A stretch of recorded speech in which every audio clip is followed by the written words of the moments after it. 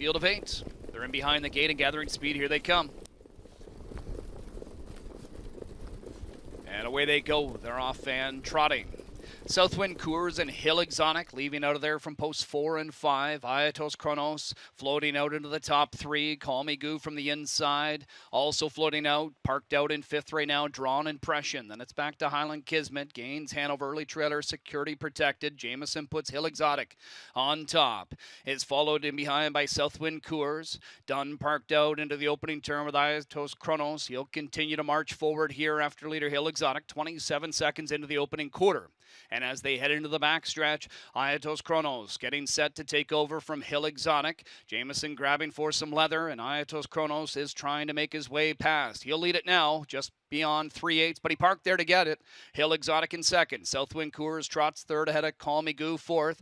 Then it is Highland Kismet, the 5th one. Tracked 6th by Drawn Impression. The last pair gains Hanover and Security Protected. Single file as they go by the half in 55 flat. It's Aetos Kronos showing the way by length. Hill Exotic on the helmet in second. Southwind Coors trots third. Call Me Goo on the move. First up out of 4th for Swanstedt. Supplying the cover to Highland Kismet, a second over 5th.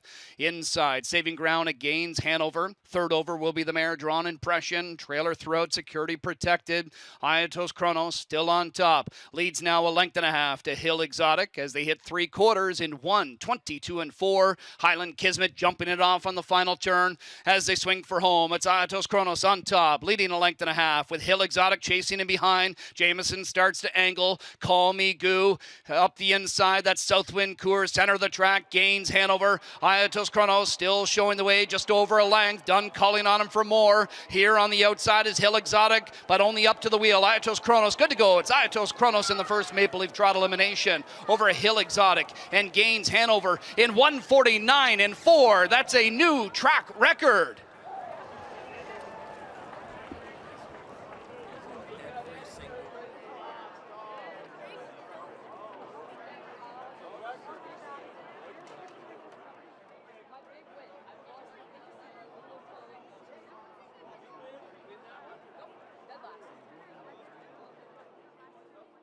Hill Exotic chasing in behind. Jameson starts to angle. Call Me Goo up the inside. That's Southwind Coors, center of the track, gains Hanover. Aetos Kronos still showing the way just over a length. Dunn calling on him for more. Here on the outside is Hill Exotic, but only up to the wheel. Aetos Kronos, good to go. It's Aetos Kronos in the first Maple Leaf Trot elimination over a Hill Exotic and gains Hanover in 1:49 and 4. That's a new track record.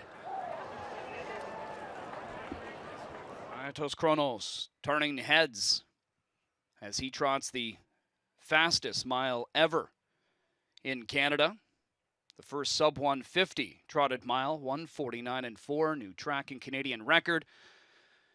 Aetos Kronos, a 9-year-old black horse by Bold Eagle. Out of the Muscles Yankee Dam Will of a Woman is owned by Jeffrey and Michael Snyder, trained by Marcus Melander, driven to victory by Dexter Dunn, 2 on the night for Dunn.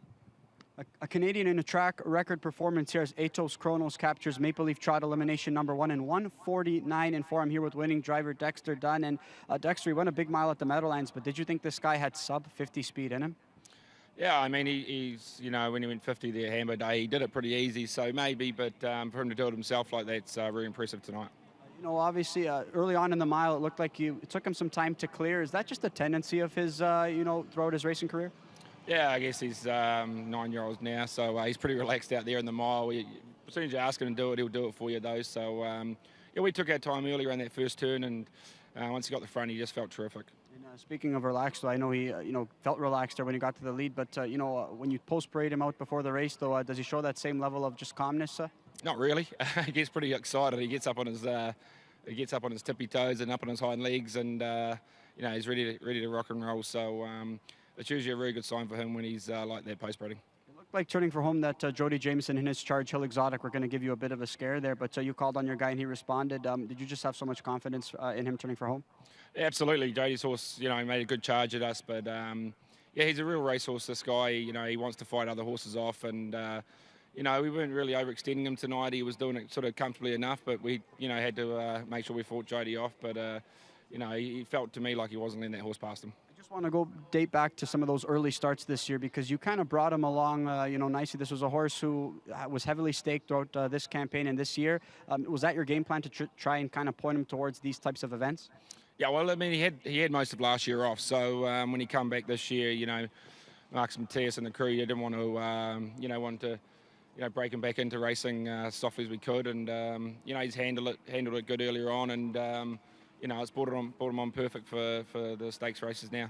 Congratulations, Dex. I mean, a record performance. Yeah, great effort by him. Thanks, Johnny. All right, Aetos Kronos, Dexter Dunn, Marcus Melander doing so in Canadian track, a record performance, 1:49.4 in Maple Leaf Trot, elimination number 1.